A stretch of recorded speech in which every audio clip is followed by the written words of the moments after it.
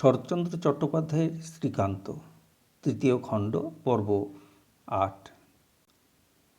পূর্বেই বলিয়াছি, একদিন সুনন্দা আমাকে দাদা বলিয়া ডাকিয়াছিল। তাহাকে পরমাত্মীয়ের মতো কাছে পাইয়াছিলাম। ইহার সমস্ত বিবরণ বিস্তৃত করিয়া না বলিলেও কথাটাকে প্রত্যয় না করিবার বিশেষ কোনো হেতু নাই।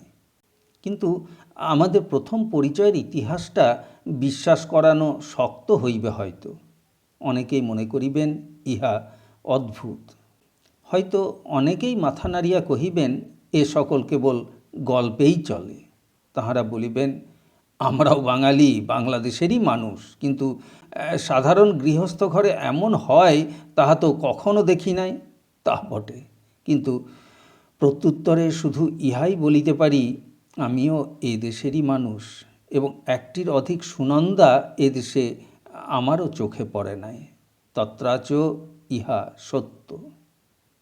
রাজলক্ষ্মী ভিতরে প্রবেশ করিল। আমি তাহাদের ভাঙা প্রাচীরের ধারে দাঁড়াইয়া কোথায় একটু ছায়া আছে খোঁজ করিতেছি।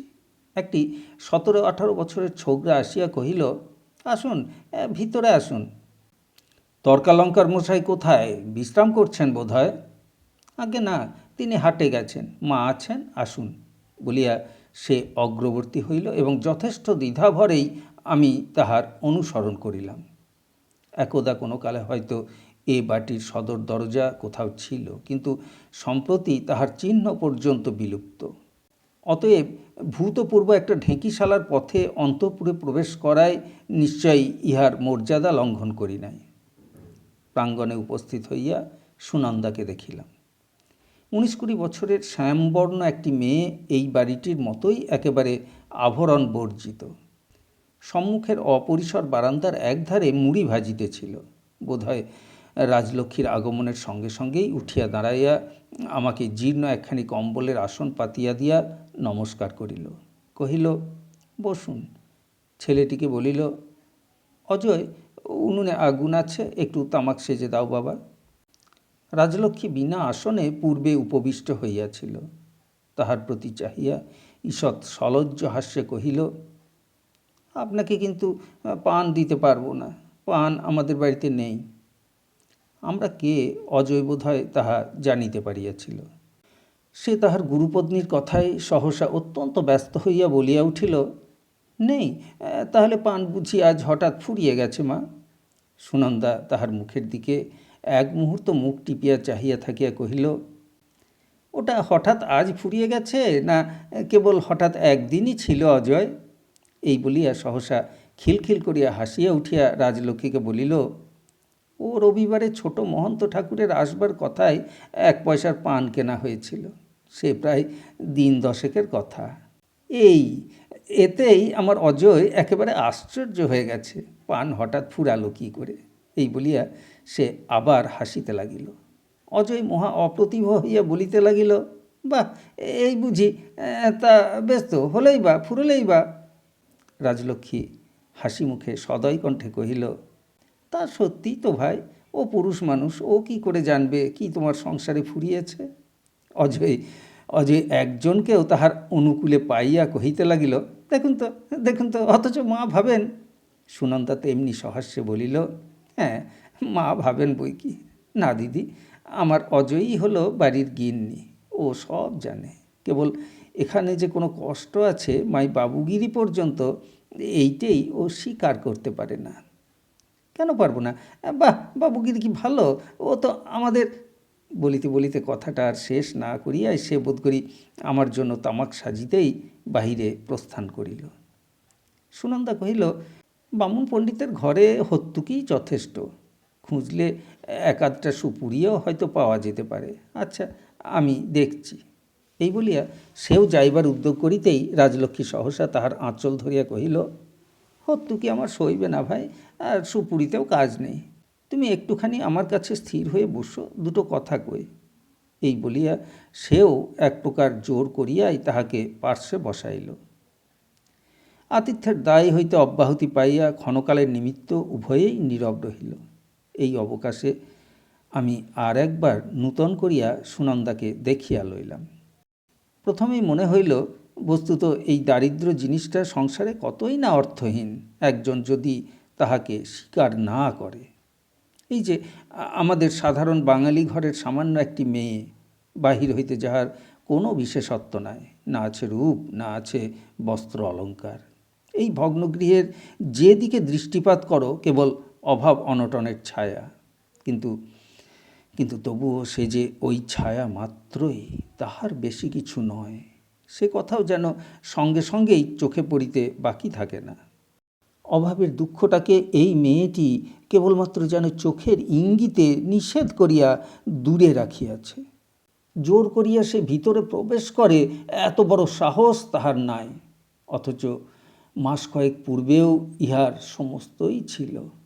ঘর বাড়ি, লোকজন, আত্মীয় বন্ধু, সচ্ছল সংসার, কোনো বস্তুরই অভাব ছিল না। শুধু একটা কঠোর অন্যায়ের ততোধিক কঠোর প্রতিবাদ করিতে সমস্ত ছাড়িয়া আসিয়াছে, একখণ্ড জীর্ণ বস্ত্র ত্যাগ করার মতো। মনস্থির করিতে একটা বেলাও লাগে নাই, অথচ কোথাও কোনো অঙ্গে ইহার কঠোরতার কোনো চিহ্ন নাই। রাজলক্ষ্মী হঠাৎ আমাকে লক্ষ্য করিয়া কহিল, আমি ভেবেছিলুম সুনন্দার বুঝি বয়স হয়েছে। ও হরি, একেবারে ছেলে মানুষ। অজয় বোধহয় তাহার গুরুদেবের হুঁকাতেই তামাক সাজিয়া আনিতেছিল। সুনন্দা তাহাকে দেখাইয়া বলিল, ছেলে মানুষ কীরকম? ওই অত বড় বড় ছেলে যার, তার বয়স বুঝি কম? এই বলিয়া সে হাসিতে লাগিল। চমৎকার স্বচ্ছন্দ সরল হাসি। অজয় নিজেই উনুন হইতে আগুন লইবে কিনা জিজ্ঞাসা করাই পরিহাস করিয়া কহিল, কি জানি কি জাতের ছেলে বাবা তুমি, কাজ নেই তোমার উনুন ছুঁয়ে।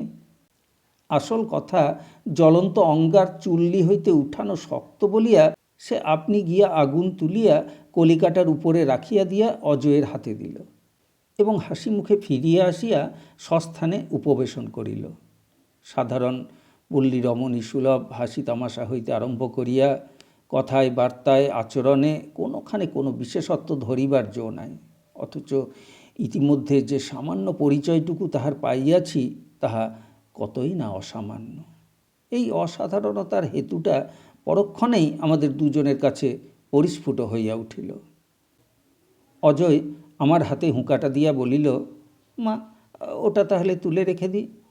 সুনন্দা ইঙ্গিতে সাই দেওয়ায় তাহার দৃষ্টি অনুসরণ করিয়া দেখিলাম আমারই অদূরে একখণ্ড কাঠের পীড়ার উপর মস্ত মোটা একটা পুঁথি এলোমেলোভাবে খোলা পড়িয়া আছে।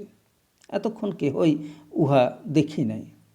অজয় তাহার পাতাগুলি গুছাইয়া তুলিতে তুলিতে ক্ষুণ্ণ স্বরে কহিল, মা, উৎপত্তি প্রকরণটা তো আজও শেষ হলো না, কবে আর হবে?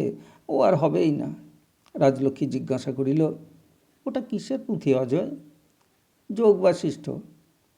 তোমার মা মুড়ি ভাজছিলেন আর তুমি শোনাচ্ছিলে? না, আমি মার কাছে পড়ি। অজয়ের এই সরল ও সংক্ষিপ্ত উত্তরে সুনন্দা হঠাৎ যেন লজ্জায় রাঙা হইয়া উঠিল। তাড়াতাড়ি কহিল, পড়াবার মতো বিদ্যে তো ওর মায়ের ছাই আছে। না দিদি, দুপুরবেলা একলা সংসারে কাজ করি, উনি প্রায়ই থাকতে পারেন না। ছেলেরা বই নিয়ে কে যে কখন কি বকে যায় তার বারোয়ানা আমি শুনতেই পাইনি। ওর কি, যা হোক একটা বলে দিলে। অজয় তাহার যোগবাশিষ্ঠ লইয়া প্রস্থান করিল। রাজলক্ষ্মী গম্ভীর মুখে স্থির হইয়া বসিয়া রহিল। মুহূর্ত কয়েক পরে সহসা একটা নিঃশ্বাস ফেলিয়া বলিল, বাড়িটা আমার কাছাকাছি হলে আমিও তোমার চেলা হয়ে যেতুম ভাই। একে তো জানি না কিছুই, তাতে আহ্নিক পুজোর কথাগুলোও যদি ঠিকমতো বলতে পারতুম। মন্ত্রোচ্চারণ সম্বন্ধে তাহার সন্দিগ্ধ আক্ষেপ আমি অনেক শুনিয়াছি, ওটা আমার অভ্যাস ছিল। কিন্তু সুনন্দা এই প্রথমে শুনিয়াও কোনো কথা কহিল না, কেবল মুচকিয়া একটু হাসিল মাত্র। কি জানি সে কি মনে করিল? হয়তো ভাবিল, যে তাৎপর্য বুঝে না, প্রয়োগ জানে না, শুধু অর্থহীন আবৃত্তির পরিশুদ্ধতায় তার এত দৃষ্টি কেন? হয়তোবা ইহা তাহার কাছেও নূতন। আমাদের সাধারণ বাঙালি ঘরের মেয়েদের মুখে এমনি সকরুণ লোভ ও মোহের কথা সে অনেক শুনিয়াছে। ইহার উত্তর দেওয়া বা প্রতিবাদ করাও আর প্রয়োজন মনে করে না, অথবা এ সকল কিছু নাও হইতে পারে, কেবল স্বাভাবিক বিনয় বশেই মৌন হইয়া রহিল। তবুও এ কথাটা তো মনে না করিয়া পারিলাম না। সে যদি আজ তাহার এই অপরিচিত অতিথিটিকে নিতান্তই সাধারণ মেয়েদের সমান করিয়া ছোট করিয়া দেখিয়া থাকে, তো আবার একদিন তাহার অতিশয় অনুতাপের সহিত মত বদলাইবার প্রয়োজন হইবে। রাজলক্ষ্মী চোখের পলকে আপনাকে সামলাইয়া লইল। আমি জানি কেহ হাঁ করিলে সে তাহার মনের কথা বুঝিতে পারে, আর সে মন্ত্রতন্ত্রের ধার দিয়াও গেল না, এবং একটু পরেই নিছক ঘরকন্যা ও গৃহস্থালীর কথা আরম্ভ করিয়া দিল।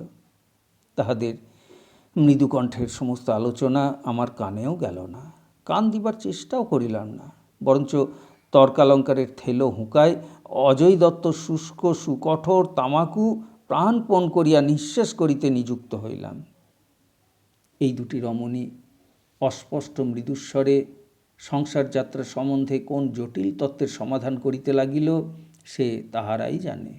কিন্তু তাহাদেরই অদূরে হুঁকা হাতে নীরবে বসিয়া আমার মনে হইতে লাগিল আজ সহসা একটা কঠিন প্রশ্নের উত্তর পাইয়াছি। আমাদের বিরুদ্ধে একটা বিশ্রী অভিযোগ আছে, মেয়েদের আমরা হীন করিয়া রাখিয়াছি। এই শক্ত কাজটা যে কেমন করিয়া করিয়াছি এবং কোথায় উহার প্রতিকার, এ কথা অনেকবার অনেক দিক দিয়া আমি ভাবিয়া দেখিবার চেষ্টা করিয়াছি। কিন্তু আজ সুনন্দাকে ঠিক এমন করিয়া নিজের চোখে না দেখিলে বোধ করি সংশয় চিরদিন রহিয়াই যাইত। দেশে ও বিদেশে রকমারি স্ত্রী স্বাধীনতা কতই না দেখিয়াছি। ইহার যে নমুনা বর্মামূলকে পা দিয়াই চোখে পড়িয়াছিল তাহা ভুলিবার জো কি। জনতিনেক ব্রহ্মসুন্দরী প্রকাশ্য রাজপথে দাঁড়াইয়া একটা সন্ডামার্কা পুরুষকে আখ পেটা করিতেছেন দেখিয়া পুলকে রোমাঞ্চিত ও ঘর্মাক্ত কলেবর হইয়া উঠিয়াছিলাম। অভয়া মুগ্ধ চক্ষে নিরীক্ষণ করিয়া বলিয়াছিল, শ্রীকান্তবাবু, আমাদের বাঙালি মেয়েরা যদি এমনি। আমার খুড়ামশাই একবার দুই মারোয়ারি রমণীর নামে নালিশ করিতে গিয়েছিলেন। তাহারা রেলগাড়িতে নাকি খুড়ার নাক ও কান প্রবল পরাক্রমে মলিয়া দিয়াছিল। শুনিয়া খুড়িমা আমায় দুঃখ করিয়া বলিয়াছিলেন, আচ্ছা, আমাদের বাঙালির ঘরে ঘরে যদি ওর চলন থাকত, থাকিলে আমার খুড়ামশাই নিশ্চয়ই ঘোরতর আপত্তি করিতেন। কিন্তু ইহাতেই যে নারী জাতির হীন অবস্থার প্রতিবিধান হইত, তাহাও তো অসংশয়ে বলা যায় না। ইহাই যে কোথায় এবং কী রূপে হয়, সুনন্দার ভগ্নগৃহের ছিন্ন আসনখানিতে বসিয়া আজ নিঃশব্দে এবং নিঃসন্দেহে অনুভব করিতেছিলাম। কেবল একটা আসন বলিয়া অভ্যর্থনা করা ছাড়া সে আমার সহিত দ্বিতীয় বাক্যালাপ করে নাই। রাজলক্ষ্মীর সঙ্গেও যে কোনো বড় কথার আলোচনায় প্রবৃত্ত হইয়াছিল তাহাও নয়। কিন্তু সেই যে অজয়ের মিথ্যা আড়ম্বরের প্রত্যুত্তরে হাসি মুখে জানাইয়াছিল, এ বাড়িতে পান নাই, কিনিবার মতো সামর্থ্যও নাই, এখানে উহা দুর্লভ বস্তু, তাহার সকল কথার মাঝে এই কথাটা যেন আমার কানে বাজিতেই ছিল। তাহার সংকোচ লেশহীন এইটুকু পরিহাসে দারিদ্র্যের সমস্ত লজ্জা কোথায় যে লজ্জায় মুখ লুকাইল, সারাক্ষণের মধ্যে আর তাহার দেখাই মিলিল না। এক মুহূর্তেই জানা গেল এই ভাঙা বাড়ি, এই জীর্ণ গৃহসজ্জা, এই দুঃখ দৈন্য অনটন, এই নিরাভরণ মেয়েটি তাহাদের অনেক উপরে। অধ্যাপক পিতা দিবার মধ্যে তাহার কন্যাকে বিশেষ যত্নে ধর্ম ও বিদ্যাদান করিয়া শ্বশুরকুলে পাঠাইয়াছিলেন। তৎপরে সে জুতা মোজা পরিবে কি ঘোমটা খুলিয়া পথে বেড়াইবে, কিংবা অন্যায়ের প্রতিবাদ করিতে স্বামী পুত্র লইয়া ভাঙা বাড়িতে বাস করিবে, সে চিন্তা নিতান্তই অকিঞ্চিতকর। মেয়েদের আমরা হীন করিয়াছি কিনা এ তর্ক নিষ্প্রয়োজন, কিন্তু এই দিক দিয়া যদি তাহাদের বঞ্চিত করিয়া থাকি, তো সে কর্মের ফলভোগ অনিবার্য। অজয়ের উৎপত্তি প্রকরণ উঠিয়া না পড়িলে সুনন্দার লেখাপড়ার কথা আমরা জানিতেও পারিতাম না। তাহার মুড়ি ভাজা হইতে আরম্ভ করিয়া সরল ও সামান্য হাসি তামাশার মধ্য দিয়া যোগ বাশিষ্ঠের ঝাঁজ কোথাও উঁকি মারে নাই, অথচ স্বামীর অবর্তমানে অপরিচিত অতিথির অভ্যর্থনা করিতেও তাহার কোনো খানে বাঁধিল না। নির্জন গৃহের মধ্যে একটা 17-18 বছরের ছেলের সে এতই সহজে ও অবলীলাক্রমে মা হইয়া গিয়াছে যে শাসন ও সংশয়ের দড়িদড়া দিয়া তাহাকে বাঁধিবার কল্পনাও বোধ করি কোনো দিন তাহার স্বামীর মনে উঠে নাই। অথচ ইহারই প্রহরা দিতে ঘরে ঘরে কত প্রহরী না সৃষ্টি হইয়া গিয়াছে। তর্কালঙ্কার মশাই ছেলেটিকে সঙ্গে করিয়া হাটে গিয়াছিলেন। তাহার সহিত দেখা করিয়া যাইবার ইচ্ছা ছিল, কিন্তু এদিকে বেলাও পড়িয়া আসিতেছিল। এই দরিদ্র গৃহলক্ষ্মীর কত কাজই না পড়িয়া আছে মনে করিয়া রাজলক্ষ্মী উঠিয়া পড়িল এবং বিদায় লইয়া কহিল, আজ চললুম, যদি বিরক্ত না হও তো আবার আসব। আমিও উঠিয়া দাঁড়াইয়া বলিলাম, আমারও কথা কইবার লোক কেউ নেই, যদি অভয় দেন তো মাঝে মাঝে আসব। সুনন্দা মুখে কিছু কহিল না, কিন্তু হাসিয়া ঘাড় নাড়িল। পথে আসিতে আসিতে রাজলক্ষ্মী কহিল, মেয়েটি চমৎকার, যেমন স্বামী তেমনি স্ত্রী, ভগবান এদের বেশ মিলিয়েছেন। আমি কহিলাম, হ্যাঁ হ্যাঁ। রাজলক্ষ্মী কহিল, এদের ও বাড়ির কথাটা আজ আর তুললুম না। কুশারী মহাশয়কে আজও ভালো চিনতে পারিনি, কিন্তু কিন্তু এরা দুটি যাই বড় চমৎকার। বলিলাম, খুব সম্ভব তাই, কিন্তু তোমার তো মানুষ বশ করবার অদ্ভুত ক্ষমতা, দেখো না চেষ্টা করে যদি এদের আবার মিল করে দিতে পারো। রাজলক্ষ্মী মুখ টিপিয়া একটু হাসিয়া বলিল, ক্ষমতা থাকতে পারে, কিন্তু তোমাকে বশ করাটা তার প্রমাণ নয়। চেষ্টা করলে ওটা অনেকেই পারত। বলিলাম, হতেও পারে, তবে চেষ্টার যখন সুযোগ ঘটেনি তখন তর্ক করাই ফল হবে না। রাজলক্ষ্মী তেমনি হাসিয়া কহিল, আচ্ছা গো আচ্ছা, দিন এরই মধ্যে ফুরিয়ে গেছে ভেবে রেখো না। আজ সারাদিনটাই কেমন একটা মেঘলাটে গোছের করিয়াছিল। অপরাহ্ন সূর্য অসময়েই একখণ্ড কালো মেঘের আড়ালে ঢাকা পড়ায় আমাদের সামনের আকাশটা রাঙা হইয়া উঠিয়াছিল। তাহারই গোলাপি ছায়া সম্মুখের কঠিন ধূসর মাঠে ও ইহারই একান্তবর্তী একঝাড় বাঁশ ও গোটা দুই তেঁতুল গাছে যেন সোনা মাখাইয়া দিয়াছিল। রাজলক্ষ্মীর শেষ অনুযোগের জবাব দিলাম না, কিন্তু ভিতরের মনটা যেন বাহিরের 10 দিকের মতোই রাঙিয়া উঠিল। অলক্ষ্যে একবার তাহার মুখের প্রতি চাহিয়া দেখিলাম, ওষ্ঠাধরে হাসি তখনও সম্পূর্ণ মিলায় নাই। বিগলিত স্বর্ণপ্রভায় এই একান্ত পরিচিত হাসি মুখখানি একেবারে যেন অপূর্ব মনে হইল। হয়তো এ কেবল আকাশের রঙই নয়, হয়তো যে আলো আরেক নারীর কাছ হইতে এইমাত্র আমি আহরণ করিয়া আনিয়াছিলাম, তাহারই অপরূপ দীপ্তি ইহারও অন্তরে খেলিয়া বেড়াইতেছিল। পথে আমরা ছাড়া আর কেহ ছিল না। সে সুমুখে আঙুল বাড়াইয়া কহিল, তোমার ছায়া পড়েনি কেন বলো তো?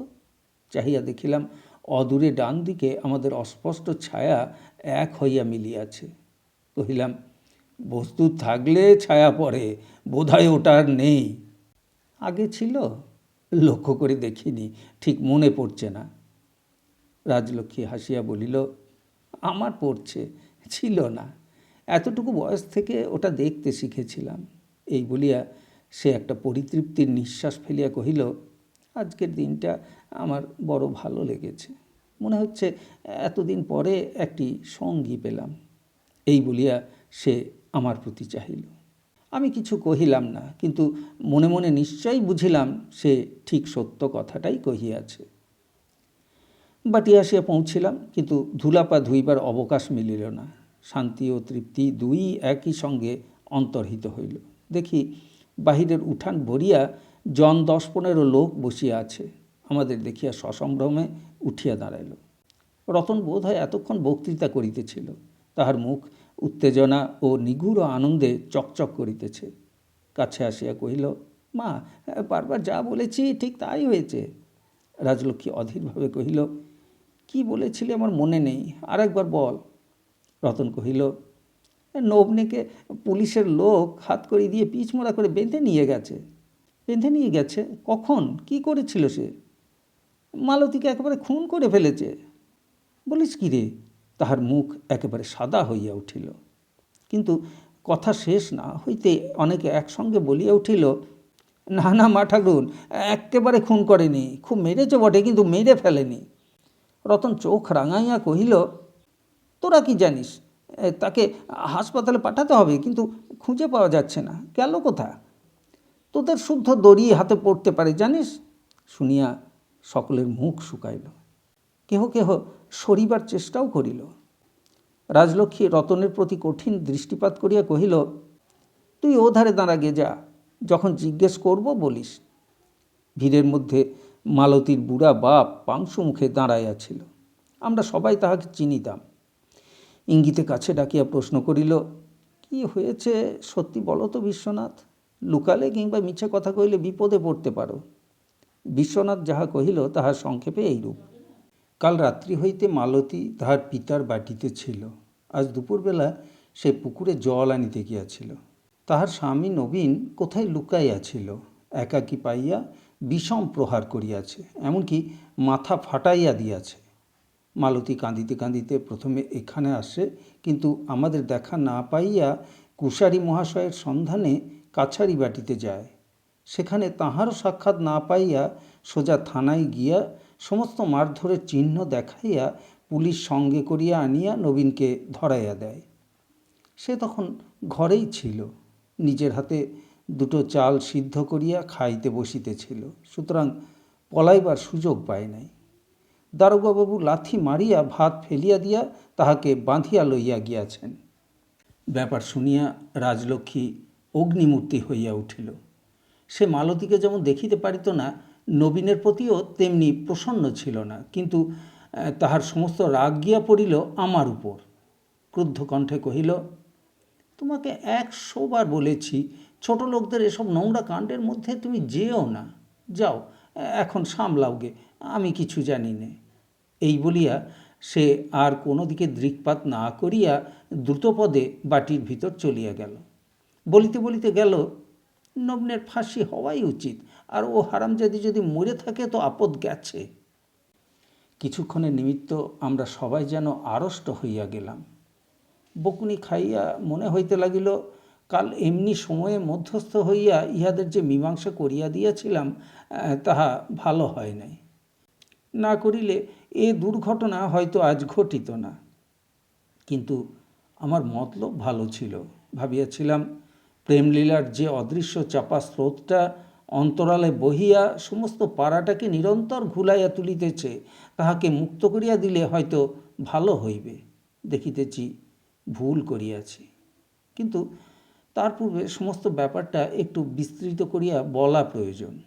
মালতী নবীনডোমের স্ত্রী বটে, কিন্তু এখানে আসিয়া পর্যন্ত দেখিতেছি সমস্ত ডোমপাড়ার মধ্যে সে একটা অগ্নিস্ফুলিঙ্গ বিশেষ। কখন কোন পরিবারের মাঝে সে যে অগ্নিকাণ্ড বাধাইয়া দিবে, এ লইয়া কোনো মেয়ের মনেই শান্তি নাই। এই যুবতী মেয়েটা যেমন সুশ্রী তেমনি চপল। সে কাঁচ পোকার টিপ পরে, নেবুর তেল মাখিয়া চুল বাঁধে, পরনে তার মিলের চওড়া কালো পেরে শাড়ি। তাহার মাথার ঘোমটা পথে ঘাটে ঘাড়ে নামিয়া পড়িবার কোনো বাধা নাই। এই মুখরা মেয়েটাকে মুখের সামনে বলিবার কাহারও সাহস নাই, কিন্তু অগোচরে তাহার নামের সঙ্গে যে বিশেষণ পাড়ার মেয়েরা যোগ করিয়া দেয় তাহা লেখা চলে না। প্রথমে নাকি মালতী নবীনের ঘর করিতে চাহে নাই, বাপের বাড়িতেই থাকিত। বলিত, ও আমাকে খাওয়াবে কি? এবং সেই ধিক্কারেই নাকি নবীন দেশত্যাগী হইয়া কোথায় কোন শহরে গিয়া পিয়াদাগিরি চাকরি করিয়া বছরখানেক হইল গ্রামে ফিরিয়াছে। আসিবার সময় মালতীর রূপার পৈঁচা, মিহি সুতার শাড়ি, রেশমের ফিতা, 1 বোতল গোলাপ জল এবং একটা টিনের তোরঙ্গ সঙ্গে আনিয়াছে। এবং এইগুলির পরিবর্তে স্ত্রীকে শুধু ঘরে আনা নয়, তাহার হৃদয় পর্যন্ত অধিকার করিয়াছিল। কিন্তু এ সকল আমার শোনা কথা। আবার কবে হইতে যে স্ত্রীর প্রতি সন্দেহ জাগিল, ঘাটে যাবার পথে আড়ি পাতিয়া লক্ষ্য করিতে লাগিল, এবং অতঃপর যাহা শুরু হইয়া গেল আমি ঠিক জানি না। আমরা তো আসিয়া অবধি দেখিতেছি ইহাদের বাক ও হাতযুদ্ধ কোনো দিন কামাই যায় না। মাথা ফাটাফাটি কেবল আজ নয়, আরও 2 দিন হইয়া গেছে। বোধ করি এই জন্যই আজ নবীন মোড়ল স্ত্রীর মাথা ভাঙিয়া আসিয়াও নিশ্চিন্ত চিত্তে আহারে বসিতেছিল। কল্পনাও করে নাই পুলিশ ডাকিয়া মালতী তাহাকে বাঁধিয়া চালান দিবে। কাল সকালে প্রভাতী রাগিনীর ন্যায় মালতীর তীক্ষ্ণ কণ্ঠ যখন গগন ভেদ করিয়া উঠিল, রাজলক্ষ্মী ঘরের কাজ ফেলিয়া কাছে আসিয়া কহিল, বাড়ির পাশে রোজ এ হাঙ্গামা সহ্য হয় না, না হয় কিছু টাকা করি দিয়ে হতভাগীকে তুমি দূর করে দাও। বলিলাম, এ নবীনটাও কম পাজি নয়, কাজকর্ম করবে না, কেবল টেরি কেটে আর মাছ ধরে বেড়াবে, আর হাতে পয়সা পেলেই তারই খেয়ে মারপিট শুরু করবে। বলা বাহুল্য, এ সকল সে শহরে শিখিয়া আসিয়াছিল। দুই সমান বলিয়া সে ভিতরে চলিয়া গেল। বলিতে বলিতে গেল, কাজকর্ম করবেই বা কখন, হারামজাদি তার সময় দিলে তো। বস্তুত অসহ্য হইয়া উঠিয়াছিল। ইহাদের গালিগালাজ ও মারামারির মোকদ্দমা আরও বারদুই করিয়াছি, কোনো ফল হয় নাই। আজ ভাবিলাম খাওয়া দাওয়ার পরে ডাকাইয়া আনিয়া এইবার শেষ মীমাংসা করিয়া দিব, কিন্তু ডাকিতে হইল না। দুপুরবেলা পাড়ার মেয়ে পুরুষে বাড়ি ভরিয়া গেল। নবীন কহিল, বাবুমশাই, ওকে আর আমি চাই নে, নষ্ট মেয়ে মানুষ, ও আমার ঘর থেকে দূর হয়ে যাক। মুখরা মালতী ঘোমটার ভিতর হইতে কহিল, ও আমার শাঁখা নোয়া খুলে দিক। নবীন বলিল, তুই আমার রূপোর পয়ঁচে ফিরিয়ে দে। মালতী তৎক্ষণাৎ হাত হইতে সে দুগাছা টানিয়া খুলিয়া দূর করিয়া ফেলিয়া দিল। নবীন কুড়াইয়া লইয়া কহিল, আমার টিনের তোরঙ্গ তুই নিতে পাবি নে। মালতী কহিল, আমি চাই নে। এই বলিয়া সে আঁচল হইতে চাবি খুলিয়া তাহার পায়ের কাছে ছুঁড়িয়া দিল। নবীন তখন বীরদর্পে অগ্রসর হইয়া মালতীর শাঁখা পটপট করিয়া ভাঙিয়া দিল এবং নোয়া গাছটা টানিয়া খুলিয়া প্রাচীর ডিঙাইয়া দূর করিয়া ফেলিয়া দিল। কহিল, যা, তোকে বিধবা করে দিলাম। আমি তো অবাক হইয়া গেলাম। একজন বৃদ্ধ ব্যক্তি তখন বুঝাইয়া বলিল, এরূপ না হইলে মালতীর নিকা করা আর হইত না, সমস্তই ঠিকঠাক আছে। কথায় কথায় ব্যাপারটা আরও বিশদ হইল। বিশ্বেশ্বরের বড় জামাইয়ের ভাই আজ 6 মাস ধরিয়া হাঁটাহাঁটি করিতেছে। তাহার অবস্থা ভালো। বিশুকে সে 20 টাকা নগদ দিবে এবং মালতীকে পায়ে মল, হাতের উপর চুড়ি এবং নাকে সোনার নথ দিবে বলিয়াছে। এমনকি এগুলি সে বিশুর কাছে জমা পর্যন্ত রাখিয়াছে। শুনিয়া সমস্ত জিনিসটা অত্যন্ত বিশ্রী ঠেকিল। কিছুদিন হইতে যে একটা কদর্য ষড়যন্ত্র চলিতেছিল তাহা নিঃসন্দেহ, এবং না জানিয়া হয়তো আমি তাহার সাহায্যই করিলাম। নবীন কহিল, আমি তো এই চাই শহরে গিয়ে এবার মজা করে চাকরি করব, তোর মতো অমন 10 গন্ডা বিয়ে করব। রাঙামাটির হরি মোড়ল তো তার মেয়ের জন্য সাধাসাধি করছে, তার পায়ের নখেও তুই লাগিস নে। এই বলিয়া সে তাহার রূপার পয়ঁচা ও তোরঙ্গের চাবি ট্যাঁকে গুজিয়া চলিয়া গেল। এই আস্ফালন সত্ত্বেও কিন্তু তাহার মুখ দেখিয়া মনে হইল না যে তাহার শহরের চাকরি কিংবা হরিমোড়লের মেয়ে কোনোটার আশাই তাহার ভবিষ্যৎকে উজ্জ্বল করিয়া ধরিয়াছে। রতন আসিয়া কহিল, বাবু, মা বলছেন এসব নোংরা কাণ্ড বাড়ি থেকে বিদায় করুন। আমাকে কিছু করিতে হইল না। বিশ্বেশ্বর মোড়ল তাহার মেয়েকে লইয়া উঠিয়া দাঁড়াইল, কিন্তু পাছে আমার পায়ের ধুলো লইতে আসে, এই ভয়ে তাড়াতাড়ি গিয়া ঘরে ঢুকিলাম। ভাবিবার চেষ্টা করিলাম, যাক, যা হইল তা ভালোই হইল। মন যখন ভাঙিয়াছে এবং উপায় যখন আছে, তখন ব্যর্থ আক্রোশে নিত্যনিয়ত মারামারি কাটাকাটি করিয়া ঘর করার চেয়ে এ ভালো। কিন্তু আজ সুনন্দার বাটি হইতে ফিরিয়া শুনিলাম গত কল্যকার নিষ্পত্তি অমন নিছক ভালোই হয় নাই। সদ্য বিধবা মালতীর উপর নবীন স্বামিত্বের দাবি দেওয়া সম্পূর্ণ পরিত্যাগ করিলেও মারপিটের অধিকার ছাড়ে নাই। সে এ পাড়া হইতে ও পাড়ায় গিয়া হয়তো সমস্ত সকালটা লুকাইয়া অপেক্ষা করিয়াছে এবং এক সময়ে একাকী পাইয়া বিষম কাণ্ড করিয়া আসিয়াছে। কিন্তু মেয়েটাই বা গেল কোথায়? সূর্য অস্ত গেল। পশ্চিমের জানালা দিয়া মাঠের দিকে চাহিয়া ভাবিতেছিলাম, খুব সম্ভব মালতী পুলিশের ভয়ে কোথায় লুকাইয়া আছে, কিন্তু নবীনকে সে যে ধরাইয়া দিয়াছে ভালোই করিয়াছে। হতভাগার উপযুক্ত শাস্তি হইয়াছে। মেয়েটা নিঃশ্বাস ফেলিয়া বাঁচিবে। রাজলক্ষ্মী সন্ধ্যার প্রদীপ হাতে ঘরে ঢুকিয়া ক্ষণকাল থমকিয়া দাঁড়াইল, কিন্তু কোনো কথা কহিল না। নীরবে বাহির হইয়া পাশের ঘরের চৌকাঠে পা দিয়াই কিন্তু কি একটা ভারী জিনিস পড়ার শব্দের সঙ্গে সঙ্গেই অস্ফুট চিৎকার করিয়া উঠিল। ছুটিয়া গিয়া দেখি মস্ত একটা কাপড়ের পুঁটুলি 2 হাত বাড়াইয়া তাহার পা ধরিয়া তাহারই উপর মাথা খুঁড়িতেছে। রাজলক্ষ্মীর হাতের প্রদীপটা পড়িয়া গেলেও জ্বলিতেছিল। তুলিয়া ধরিতেই সেই মিহি সুতার চওড়া কালো পেরে শাড়ি চোখে পড়িল। বলিলাম, এ মালতী? রাজলক্ষ্মী কহিল, হতভাগী, সন্ধ্যাবেলায় আমায় ছুঁলি। ইস, এ কি বলতো? প্রদীপের আলোকে ঠাহর করিয়া দেখিলাম তাহার মাথার ক্ষত হইতে পুনরায় রক্ত ঝরিয়া অপরের পা দুখানি রাঙা হইয়া উঠিয়াছে এবং সঙ্গে সঙ্গেই হতভাগিনীর কান্না যেন শতধারে ফাটিয়া পড়িল। কহিল, মা, আমাকে বাঁচাও। রাজলক্ষ্মী কটু কণ্ঠে কহিল, কেন, তোর আবার হলো কি? সে কাঁদিয়া কহিল, দারোগা বলছে কাল সকালেই তাকে চালান দেবে, দিলেই 5 বছরের জেল হয়ে যাবে। আমি কহিলাম, যেমন কর্ম তেমনি শাস্তি হওয়া তো চায়। রাজলক্ষ্মী কহিল, হলোই বা জেল, তাতে তোর কি? মেয়েটার কান্না যেন দমকা ঝড়ের মতো তাহার বুক ফাটিয়া উঠিল। বলিল, বাবু বলেন, বলুন মা, ও কথা তুমি বলো না, তার মুখের ভাত আমি খেতে দিইনি। বলিতে বলিতে সে আবার মাথা কুটিতে লাগিল। কহিল, মা, আমাদের তুমি এইবারটি বাঁচিয়ে দাও, আমরা বিদেশে কোথাও চলে গিয়ে ভিক্ষে করে খাবো, নইলে তোমারই পুকুরে গিয়ে ডুব দিয়ে মরব। হঠাৎ রাজলক্ষ্মীর 2 চোখ দিয়া বড় বড় জলের ফোঁটা গড়াইয়া পড়িল।